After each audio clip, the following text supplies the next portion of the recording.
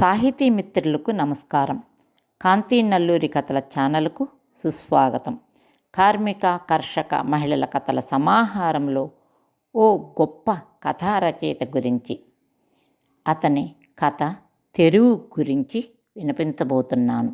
ఈ కథ మంటో కథలు సంకలనంలో మొదటిది. తెలుగు అనువాదం ఏజీ యతిరాజులు. సాహితీ స్రవంతి హైదరాబాదు వాళ్ళు తీసుకొచ్చారు. రచయిత గురించి కథ చదువుతున్నప్పుడు వచ్చే దుఃఖాన్ని గొంతులో దిగమింగుకోవాల్సి వచ్చింది అతి ప్రయత్నం మీద. దేశ విభజన నాటి విషాద ఘటనల సజీవ దృశ్యాలు. సాదత్ హసన్ మంటో కథలు. సాదత్ హసన్ మంటో పేరు ఉర్దూ కథా సాహిత్యంలో ఒక సంచలనం. అతి తక్కువ కాలం జీవించి అసాధారణ ప్రతిభ చూపిన రచయిత సాదత్ హసన్ మంటో. కేవలం 42 సంవత్సరాల తన జీవితకాలంలో 22 కథా సంకలనాలు, 7 రేడియో నాటికలు, 3 వ్యాస సంకలనాలు, 1 నవల రాశాడు. తన మొత్తం కథలు 250లో అనేకం సినిమాలుగా, నాటికలుగా రూపొందాయి. దక్షిణాసియాలోనే 20వ శతాబ్దపు అత్యుత్తమ ఉర్దూ కథా రచయితగా విమర్శకుల చేత ప్రశంసలందుకున్నాడు. 2011 మే 11తో ఆయన శతజయంతి సంవత్సరం ప్రారంభమైంది. 37 సంవత్సరాల సుదీర్ఘకాలం బ్రిటిష్ భారత్లో నివసించిన మంటో దేశ విభజన అనంతరం పాకిస్తాన్కు తరలి వెళ్ళాడు. చనిపోయే వరకు తన చివరి 5 సంవత్సరాల కాలం లాహోర్లో గడిపాడు.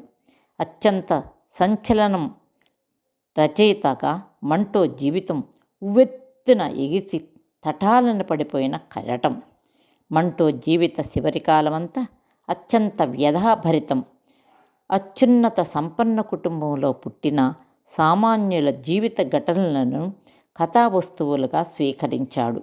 అన్నింటికీ మించి దేశ విభజన సమయంలో ఇరు దేశాల ప్రజల మూఢత్వాన్ని నిష్పక్షపాతంగా తన కథల్లో రికార్డ్ చేశాడు. ఆ కథలు చదివిన పాఠకలోకం నివ్వెర్రపోయింది. మనుషుల్లోని మృగ ప్రవర్తనకు సమాజం విస్తుపోయింది. దేశ విభజన, మత సాందసం మనుషుల్లో ఎంత దుర్మార్గానికి కారణమైందో తన కథల్లో సజీవంగా చిత్రించిన అద్భుత రచయితగా మంటో నిలిచిపోయాడు. 1947 ఆగస్టు 15వ తేదీ మనందరికీ స్వాతంత్ర్య దినంగా తెల్లవారింది. అయితే ఉత్తర భారతదేశంలోనూ, వాయవ్య ప్రాంతంలోనూ, ఈశాన్య ప్రాంతంలోనూ అది దేశ విభజన అనే మాయని గాయం మిగిల్చింది. దాన్ని వర్ణింపనలవిగాని వేదనను, బాధను, దుఃఖాన్ని, కష్టాలను, ఆత్మీయుల అదృశ్యాలను మంటో తనలోకి సంపూర్ణంగా తీసుకున్నారు. దేశ విభజననే ఆవేదనను, దారుణ మారణ హోమాన్ని, ద్రోహాన్ని, మానవత్వం మంట కలిపిన ఆ సంఘటనలను ఆయన ప్రత్యక్షంగా చూసి వాటిని తన రచనల్లో ప్రత్యక్షం చేశారు. దేశ విభజన చరిత్రను భారతదేశంలో ఒక విధంగా, పాకిస్తాన్లో ఒక విధంగాను ప్రజలు చదువుకుంటున్నారు, అవగాహన చేసుకుంటున్నారు. 2 దేశాల పాలకులు నిర్ధారించిన దాన్నే చరిత్రగా మనం స్వీకరించేశారు. అయితే సాదత్ హసన్ మంటో లాంటి రచయితలు, కళాకారులు మాత్రమే దేశ విభజనను ప్రజల దృక్కోణంలో చూసి, అనుభవించి, ఆ కథల పక్కనే నిలబడి నిజమైన చరిత్రను రాశారు. దేశ విభజన చరిత్ర వాస్తవానికి భారత, పాకిస్తాన్ మహిళల శరీరాలపైన మాత్రమే రాయబడ్డ చరిత్ర. ఈ సత్యాన్ని రక్తం కలగలిసిన భాషలో మనకు మొట్టమొదట తెలియజేసిన రచయిత మంటో మాత్రమే. ఆయన్ను అందరూ మంటో మామ అని పిలిచేవారు. దక్షిణ భారతదేశంలోని మనందరికీ దేశ విభజన సమయంలో ప్రజలు పడ్డ కష్టాలు పెద్దగా తెలియదు. ఆనాటి నిజ చిత్రాలను మంటో కథల్లో మనం చూడొచ్చు. కథలోకి వెళదామా? కథ పేరు తెరువు. ఆ ప్రత్యేక రైలు అమృత్సర్ నుంచి మధ్యాహ్నం 2 గంటలకు బయలుదేరింది. అది మొగల్పుర చేరుకునేందుకు 8 గంటల సమయం తీసుకుంది. ఆ మధ్య దారిలో ఎందరో చంపబడ్డారు, మరెందరో తీవ్రంగా క్షతగాత్రులయ్యారు. ఇంకా కొందరు దిక్కులేని అనాథలైపోయారు. ఉదయం సుమారు 10 గంటలకు ఆ చల్లటి మైదానంలోని పునరావాస సహాయ కేంద్రంలో సిరాజుద్దీన్ కళ్ళు తెరిచి చూసినప్పుడు అసంఖ్యాకులైన స్త్రీలు, పురుషులు, పిల్లలు అనంతమైన జనసంద్రంగా కనపడ్డారు. అంత క్రితమే సిరాజ్ తన ఆలోచనా శక్తిని కోల్పోయి ఉన్నాడు. ఈ జనసంద్రం చూడగానే అతడి పరిస్థితి మరింత దిగజారిపోయింది.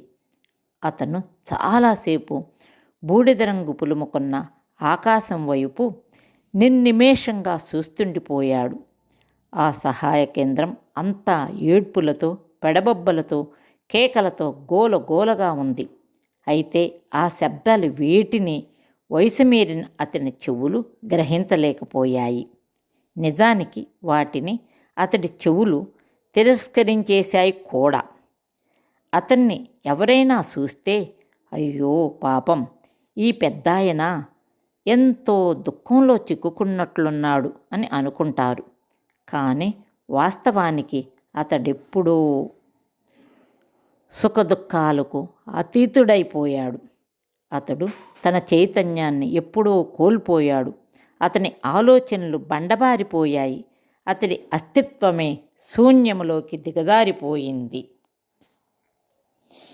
ఎలాంటి కారణము లేకుండా ఆకాశాన్నే రెప్పవేయకుండా చూస్తున్న సిరాజుద్దీన్ 2 కళ్ళు అకస్మాత్తుగా సూర్యుడి వైపు సూటిగా నిలబడ్డాయి. సూర్యకిరణాలు అతని శరీరంలోని అణువున ప్రసరించి సిరాజ్ చైతన్యవంతుడయ్యేటట్లు చేశాయి. అతని మస్తిష్కంలో లెక్కలేనన్ని దృశ్యాలు ఒకదాని వెంట ఒకటి వచ్చి వెళ్ళాయి. దోపిడి, ఇళ్లకు నిప్పంటించడం, రైళ్లను ఆపేయటం, తోటాలు పేల్చడం, రైళ్లలో ఉన్న వారిని తెగ నరకటం. రాత్రివేళ షకీనా వెంటనే సిరాజుద్దీన్ లేచి నిలబడిపోయాడు. పిచ్చివాడికి మళ్ళీ ఆ జనసంద్రం మధ్యలో చొచ్చుకొని వెళ్ళి ఎతకనారంభించాడు.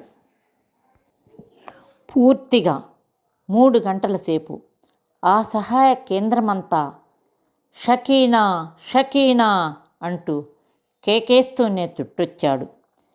అయితే తన ఏకైక కుమార్తె షకీనాను అతడు కనుగొనలేకపోయాడు. అన్ని చోట్ల ఎవరింత నలివిగాని గందరగోళం నెలకొంది. ఒకరు తన బిడ్డను వెతుకుతున్నారు, మరొకరు తన తల్లిని, ఇంకొకరు తన భార్యను, మరొకరు తన కూతురిని వారి వారి పేర్లతో పెద్దగా పిలుస్తూ అతనిలాగా కేంద్రమంతా కలయి తిరుగుతున్నారు. పూర్తిగా అలసిపోయిన సిరాజుద్దీన్ ఒక వారగా కూర్చున్నాడు. అతని మెదడులో గత సంఘటనలు ఒక్కొక్కటిగా ఆరంభించాయి. ఎప్పుడు, ఎక్కడ షకీనా తన నుండి వేరుపడిపోయిందని ఆలోచించనారంభించాడు. అయితే అతని ఆలోచన షకీనా తల్లి శరీరం వద్దకొచ్చి ఆగిపోయింది. ఆమె పేగులు బయటకొచ్చేశాయి. వాటి పక్కనే ఆమె మృతదేహం అస్తవ్యస్తంగా పడుంది. ఈ దృశ్యం దాటి సిరాజ్ ఆలోచన ముందుకెళ్ళలేదు. షకీనా తల్లి చనిపోయింది. సిరాజ్ కళ్ళెదిటే ఆమె అంతిమ శ్వాస విడిచింది. అయితే షకీనా ఎక్కడా? షకీనా గురించి మరణిస్తున్న ఆమె తల్లి చివరగా చెప్పింది ఇదే: నన్ను వదిలేయండి, షకీనాను తీసుకుని ఇక్కడి నుంచి వెంటనే పారిపోండి. షకీనా సిరాజ్తోనే ఉంది. పాదరక్షల కాళ్లతో ఇద్దరూ పరిగెడుతున్నారు. షకీనా సున్ని ఎక్కడో కింద పడిపోయింది. దాన్ని తీసుకునేందుకు అతడు వంగాడు. కానీ షకీనా కేకలేసింది, అబ్బాజీ, దాన్ని వదిలేయండి. ఇప్పుడు అతడు తన కోటు లోపల కాస్త ఉబ్బున్న చోటును తడిమి చూశాడు. షకీనా సున్ని వెలికి తీశాడు. అయితే షకీనా ఎక్కడా? సిరాజ్ తన మెదడును మరింత మెలేసి ప్రయత్నించిన ఒక నిర్ణయానికి రాలేకపోయాడు. రైల్వే స్టేషన్కు తాను షకీనాను కూడా తీసుకొచ్చాడు. అమ్మాయి తనతో పాటే రైలెక్కిందా? ఆ రైలు మధ్యలో ఒక చోట ఆగినప్పుడు వారున్న పెట్టెలోకి దుండగులు ఆయుధాలతో ప్రవేశించినప్పుడు వారు షకీనాను బలవంతంగా లాక్కెళ్ళడానికి తానే స్పృహ తప్పిపోయి దోహదం చేశాడా? సిరాజుద్దీన్ మస్తిష్కంలో కేవలం ప్రశ్నలు మాత్రమే ఉన్నాయి. ఒక్క జవాబు కూడా లేదు. ఇప్పుడు అతనికి ఇతరుల సానుభూతి అవసరమైంది. అయితే అతని నలువైపులా ఉన్న జనానందరికీ కూడా అది అవసరమైంది.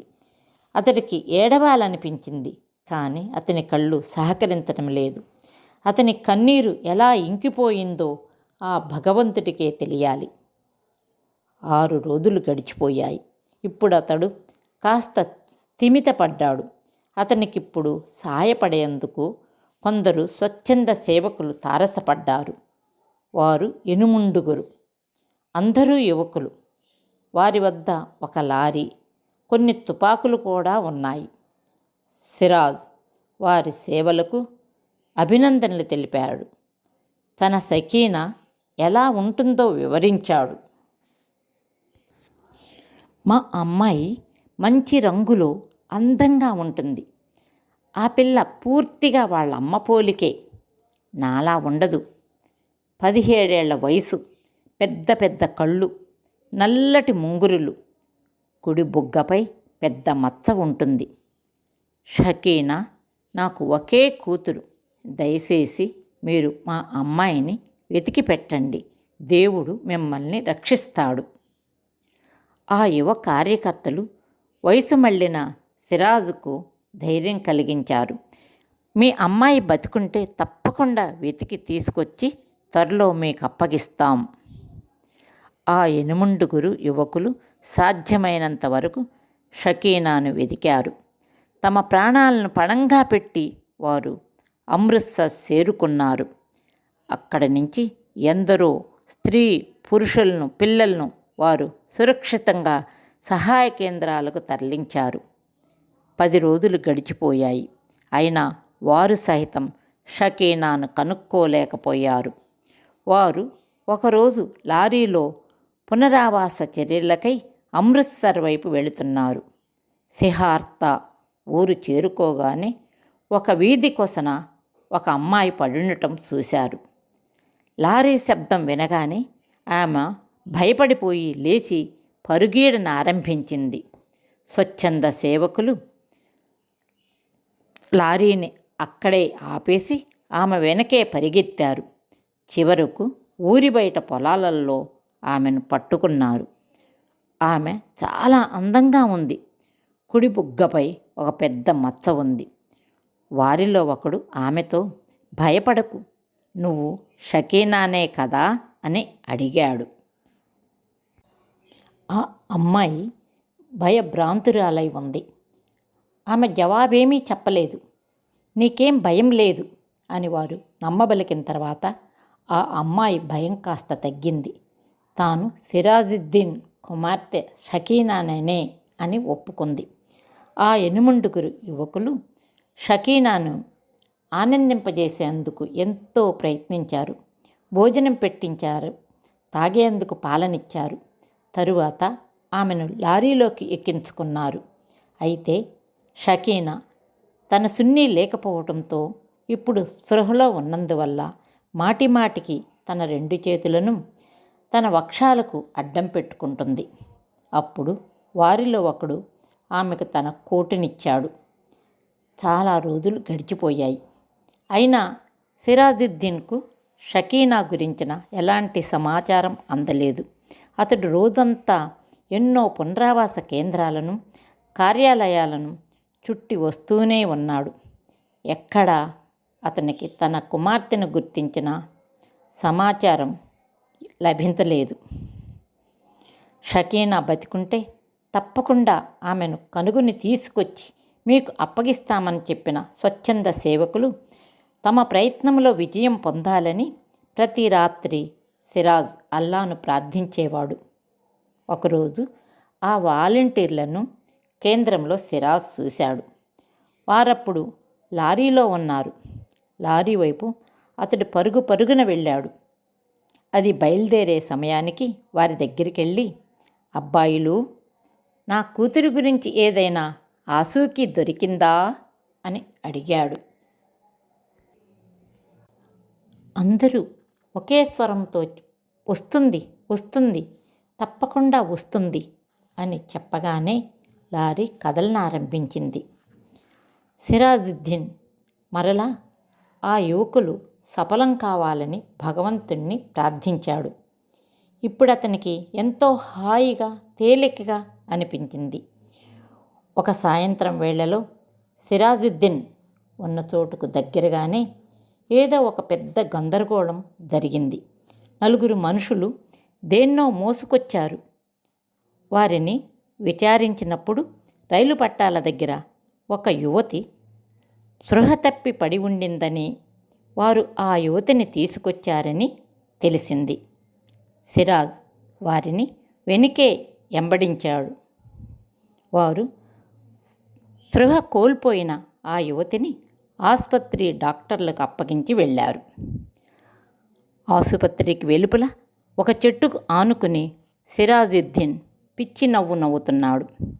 కాసేపటి తర్వాత ఆసుపత్రిలోకి వెళ్ళాడు.